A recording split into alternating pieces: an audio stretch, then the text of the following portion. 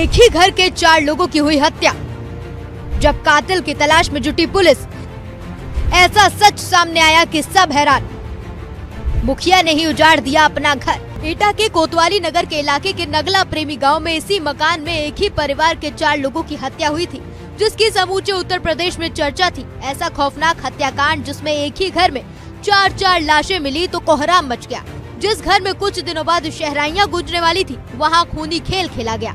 नगला प्रेमी में घर के मुखिया कमल सिंह का ऑप्टिकल स्टोर है। इस घर में कमल के कैंसर पीड़ित बुजुर्ग पिता गंगा सिंह, मां श्यामा देवी के अलावा पत्नी रत्ना, 2 बेटियां लक्ष्मी और ज्योति के अलावा 10 साल का बेटा देवांश रहते थे।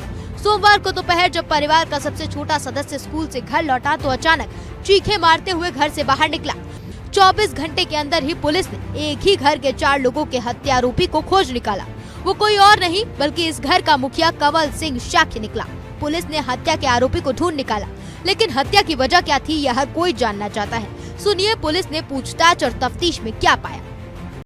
कल दिनांक 19 को ये कोतवाली थाना क्षेत्र में जनपद एटा में 4 लोगों के मृत्यु की सूचना प्राप्त हुई थी, हत्या की सूचना प्राप्त हुई थी, जिसमें 3 महिलाएं थी और 1 पुरुष थे। यहाँ पे घटनास्थल का इंस्पेक्शन किया गया और जो हमारी फॉरेंसिक टीम है, जो फॉरेंसिक एक्सपर्ट है, उनके द्वारा भी मौका मुआयना किया गया, सैंपल इकट्ठा किया गया। साथ ही जो आसपास के सीसीटीवी कैमरे लगे थे उनका भी अवलोकन किया गया और जो भी टेक्निकल एविडेंसेस होते हैं हम लोगों ने उस आधार पर आगे की कार्रवाई करी। तो इसमें ये निकल के आया कि जो मृतक हैं उनके पुत्र जो एक छोटी सी दुकान चलाते हैं मेडिकल स्टोर की, वो दोपहर में लगभग 12:55 के आसपास अपने घर पे आते हैं कुछ पॉलीथीन में लिए हुए और लगभग 1.25 घंटे के आसपास वहाँ अपने घर में रहते हैं और फिर बाइक से चले जाते हैं। सभी तरफ कैमरे लगे हैं, घर के पीछे भी लगे हैं, घर के आगे भी लगे हैं और उनके जाने के लगभग 20 मिनट बाद उनका छोटा बेटा आता है जो घर के अंदर जाता है तो उसको डेड बॉडी इस तरह से दिखती है और बाहर आकर के वो सूचना देता है जो पड़ोसी के लोग हैं, फिर पुलिस को ये सूचना मिलती है। तो इसमें सारी चीज़ों की एनालिसिस की गई, देखा गया, CDR से लेकर सब कुछ देखा गया, आसपास भी लोगों से गोपनीय तरीके से भी जानकारी इकट्ठा की गई। तो इसमें घटना जब हुई है उस दौरान केवल जो सस्पेक्ट है हमारा, जो कोमल है, उनके लड़के वही मौजूद हैं। CDR के माध्यम से भी उनकी बेटी ने भी ये पुष्टि की कि जब 1 बजे के आसपास फ़ोन किया गया था तो घर से पता चला था कि फादर उपस्थित हैं। और उनके जाने के बाद जो हमारे सस्पेक्ट थे, जो अब आरोपी हैं, उनके जाने के बाद और लड़के के आने के बीच में केवल 20 मिनट का अंतर है और 20 मिनट में कोई दूसरा आदमी आकर के कर जाए ये संभव नहीं है, ना ही कोई फुटेज और ना ही कोई एविडेंस ऐसे मिले। तो इससे साबित हुआ कि घटना इनके द्वारा की गई है। जब इनसे पूछताछ हुई तो इन्होंने भी इस बात को स्वीकारा, टैक्टिक्स अपना के काफ़ी पूछताछ की गई। इनके कपड़े का फोरेंसिक एग्जामिनेशन कराया गया, जिसमें इनके कपड़े पे और जूते पे ब्लड स्टेन मिले। दूसरे जनपद की टीम से भी उसको फोरेंसिकली उसको एग्जामिन किया गया है और इनका मेडिकल कराया गया। तो जो इनका पाम है उसके जो फिंगर टिप्स हैं उस पर भी इंजरीज़ के निशान हैं। ऐसा प्रतीत हो रहा था कि कोई भारी चीज़ इनके हाथ में रगड़ खाई है। जो मर्डर वेपन था वो ईंट था जो घर के अंदर ही मौजूद था, छत से उठा के ले आए थे। तो ये सारी चीज़ें कनेक्ट करती हैं कि मर्डर इनके द्वारा ही किया गया है। इनकी स्वीकारोक्ति भी है इस मामले में।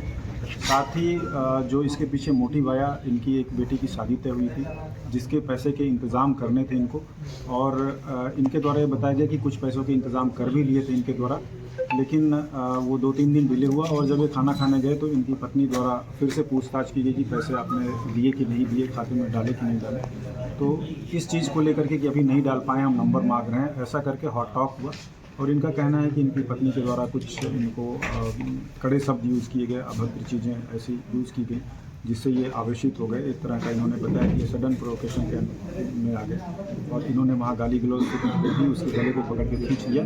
उस समय इनकी बेटी भी दूसरे कमरे में मौजूद थी, वो भी आई।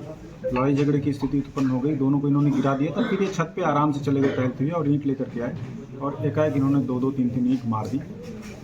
फिर इनकी जो मदर थी वो चिल्लाती हुई आई, शोर करने लगी, तो इन्होंने मदर के सिर पे भी एक बार कर दिया।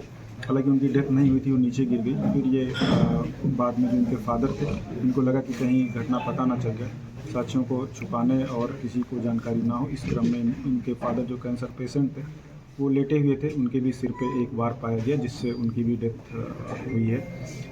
और फिर ये घर से निकल गए। उसके 20 मिनट बाद, जैसा मैंने पहले बताया, इनका बेटा है, उसने इस घटना की सूचना दी। जाने के बाद ये अपने दुकान पे गए, वहाँ से 500 रुपये लिए और फिर टीपी नगर पेट्रोल पंप के पास 300 रुपये का इन्होंने पेट्रोल डलवाया।